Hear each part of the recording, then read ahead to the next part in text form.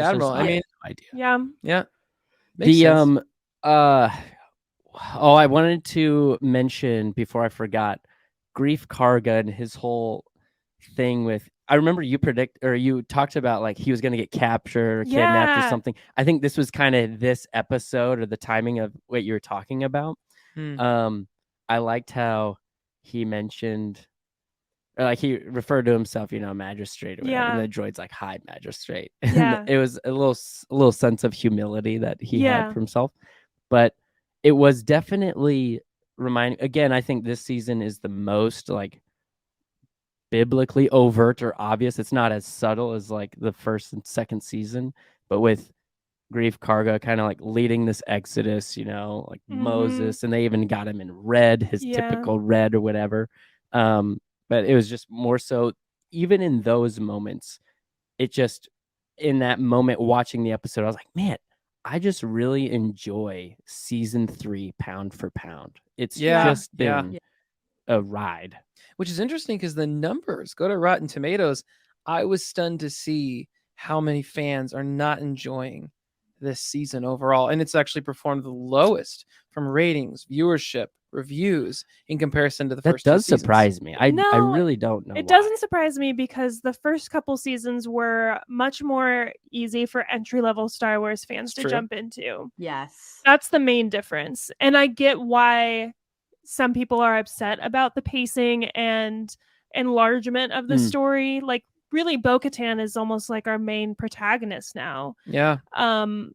And for people who don't have experience with the story of the Mandalorians told over, Clone Wars and Rebels and all the other media, this is a lot harder to like jump into. Even that's a good point. But even just on like all of the scenery that we're seeing on an entertainment level, I feel like this is more entertaining and like easy, almost, I don't want to say easy popcorn flick to, because the first 2 seasons are very well established and written, and I think slower, more of a space western. Whereas here we're getting a little taste of Andor, we're getting a lot of like just action and bouncing around the scenes, and not like a space western, Jurassic and Park. like space pirates. I think we've taken a tone shift for season 3, but I think this episode in particular was a great balance of what the Mandalorian's been so far. Yeah. And with, again, this last episode and other episodes seeming so much more Jurassic Park-ish, Amanda, are you just thrilled that we're not on that planet anymore? Yes. Isla Nublar. I don't think I've ever been more riled up as when Amanda hinted that the Jurassic franchise was a failure. I don't know. I did misspeak and said Jurassic Park, but I meant Jurassic World. I actually jumped out of my seat. I was like, I can't believe that was just said. My heart, everything just was broken. Jake and I had a long discussion about our marriage after that too. It's really important to him. I like Jake's comment. Sorry if you already showcased it. The first couple seasons were the Grogu show. Yeah, very much so. This season's it's doing a lot. Bo-Katan show, and I love it. It's kind of weird. The Mandalorian never really is that much about Din. He's kind of just there. But that's the case with like all good TV shows. Like the main character is usually the least likable person. Which is a bummer because like I've been seeing Pedro Pascal and other things, and I'm like, oh, this guy's like starting. He's awesome. He's starting to get that like a Keanu Reeves just love from everyone. Yeah. I love to see it though. Oh, yeah, he's awesome. I saw him in an interview like not too long ago. I was like, he's from San Antonio. He loves Whataburger. He roots for the Spurs. Like, this is the guy. He's like the greatest Star Wars actor ever. Ever. So let's take a look at what we ended up ranking this episode. I gave it the highest score amongst us all, an 87.4. Brody, you gave it an 81.2, and Christian, you gave it an 82.8. Nice. We don't get much closer than that historically. That's pretty intense. And Amanda beat us out. I know. Amazing. I'm usually a very pragmatic one. What was like, I guess, one thing that you really just loved about it that made you more positive than the music really blew me away. Yeah. Oh yeah, you did mention that. Yeah. And I love how rich the character storytelling is. Even seeing like the small scenes with Kane, like kind of figuring out like how she's going to be a manipulative person working with Moff Gideon, we're still assuming. So yeah, I just really enjoyed this. And of course the Zeb cameo. He looked great. I'm just glad that he looked really good. And that's a very hard race to sort of CGI or puppeteer. Yeah.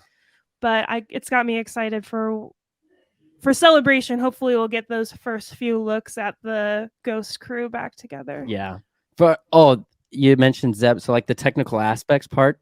The only gripe I had was when Gorian Shard is the message, and he was just like a Muppet Sesame Street type thing going. Yeah. Like it threw me off, and I had to rewind it because I wasn't paying attention to what he was saying because I was like, your mouth is just not matching up, man. Yeah, I agree. I caught that too. And I was just like, I don't know.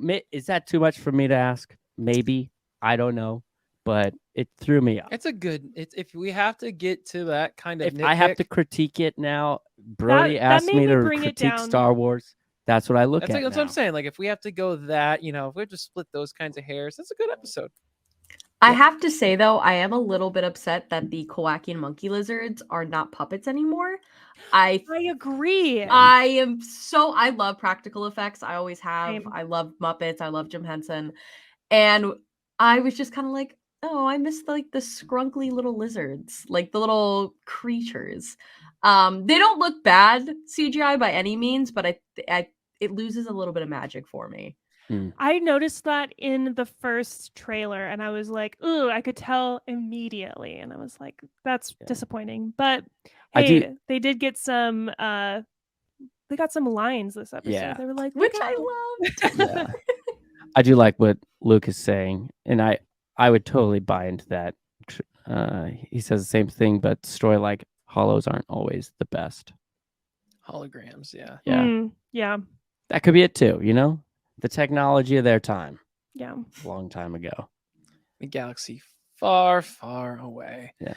All right. Well, yeah, that puts us at an 83 point something percent. 83.8. Yeah. So right now, season 3 of The Mandalorian is sitting at an 81.77%.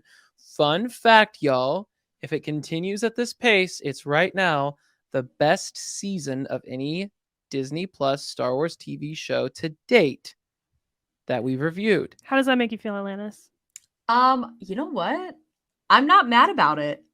Now, we've only reviewed The Book of Boba Fett, The Bad Batch, Kenobi, Mandalorian, Andor, and Tales of the Jedi. So Clone Wars and Rebels are not. Andor in there, though. Yeah, I know. Let us have it. But also, raw emotion. Season 2 of Andor, is going to be. That could be fire. There were some, look, Andor has higher highs than this season for sure so far. Barely. There's one episode of this season we ranked really high. But Andor did have a couple weaker episodes in there. You know what, though? I'm thinking about it as an all-around aspect, and I loved Andor because I just loved all of the lore that was just embedded into literally every scene.